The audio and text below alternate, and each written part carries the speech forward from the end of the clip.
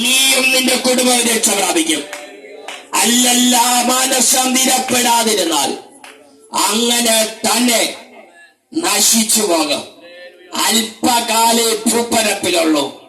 ഈ കാലയളവിനകത്ത് കയറാൻ രക്ഷയുടെ വാതിൽ ദൈവം തുറന്നു വച്ചിരിക്കുകയാണ്. ആർക്കും യേശുവിനെ വിശ്വസിക്കാം, ആർക്കും യേശുവിന്റെ അടുക്കലേക്ക് വരാം.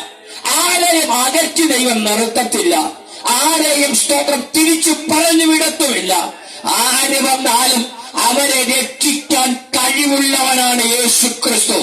അതുകൊണ്ടാണ് തിമോഥെയോസിന്റെ ലേഖനത്തിൽ പൗലോസ് പറഞ്ഞത്, യേശു ക്രിസ്തു പാപികളെ രക്ഷിപ്പാൻ ലോകത്തിൽ വന്നു എന്നുള്ളത് വിശ്വാസയോഗ്യവും എല്ലാവർക്കും അംഗീകരിക്കാൻ കഴിയുന്ന ദൈവത്തിന്റെ വചനം തന്നെ.